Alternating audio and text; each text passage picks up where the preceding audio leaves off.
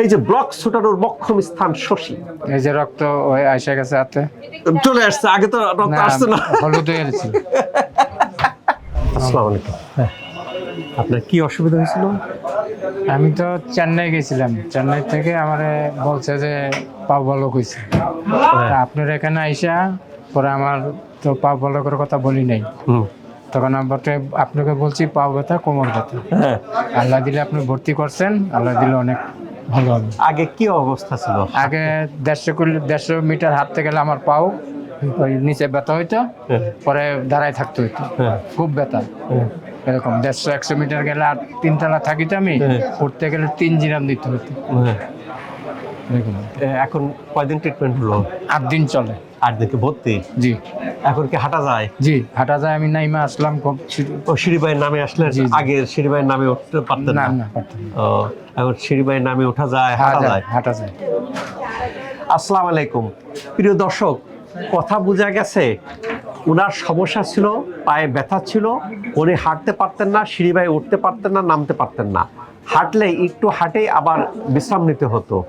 উনি কি করছেন, আত্মীয় স্বজন বলে যে বিদেশ যা, কই যাবি, চেন্নাই যা। চেন্নাই কোন হাসপাতাল? অ্যাপোলো। চেন্নাই অ্যাপোলো যা, ওয়ার্ল্ড ক্লাস। ব্যাস, উনি চলে গেছেন। কি করবে? আবার অনেকে কি করেন, যা যাই ভাই, টাকা পয়সা নাই, আরে জায়গা জমি ব্যাস যা, চলে গেছেন। চলে যায় কইছে কি বলছে, বলক ব্লক হয়েছে। সিগারেট বেশি খাইছে তো বলক। সিগারেট বেশি খাইছেন, আপনার ব্লক হয়ে গেছেন। তখন উনি কি করছেন, উনি ব্যাক করছেন শশীতে। শশীতে এসে উনি ব্লকের কথা বলেন নাই, বুঝতে পারছেন? ওনার সমস্যা কি, পায়ে ঝিমঝিম করতো, অবশ ছিল সেটা বলছিলেন।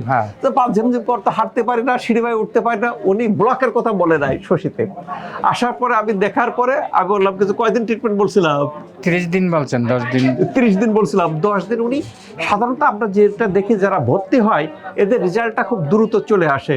উনি 30 দিন ভর্তি, তাই তো অ্যাডমিশন নেওয়ার পরে 10 দিন উনি ট্রিটমেন্ট নিয়েছেন। ট্রিটমেন্ট নেওয়ার পরে এখন উনি সিঁড়িবাই উঠতেছেন, সিঁড়িবাই নামতেছেন, হাঁটতেছেন, কোনো অসুবিধা হয় না, ব্লক টলকার কাজ করে না। এই যে ব্লক ছুটানোর মক্ষম স্থান শশী, এই যে রক্ত ওই আইসা গেছে হাতে চলে আসছে, আগে তো রক্ত আসছে না। হলুদ হয়ে গেছে। প্রিয় দর্শক, এই জাতীয় জটিল জটিল রোগ যেগুলো ভালো, তবে এখন বুঝে গেছে যে রোগের এখন চালাক। এখন অনেকেই বিদেশে যাইতে চান না, কয়েকে স্যার এখানে আগে কোর্সটা কমপ্লিট করি, এখানে তো ভালো হয়ে গেলে ভালো হয়ে গেলাম আলহামদুলিল্লাহ। আমি বলি কি না, আগে বিদেশে যাবেন, বিদেশ ফেল মারলে আসবেন, কেন এটা তো ভালো হবে। ভালো উনি 10 দিনে হয়েছে, কারো 30 দিন লাগবে, কারো 60 দিন লাগবে, টাইম বেশি লাগবে, ভালো হবেন।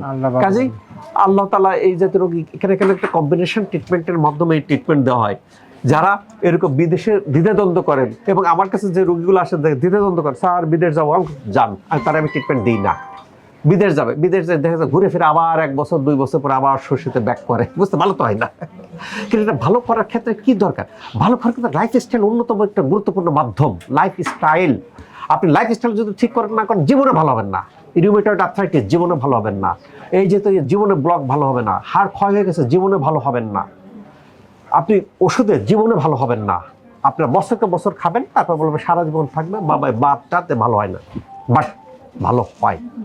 রোগ হাজার হাজার রোগী ভালো হচ্ছে।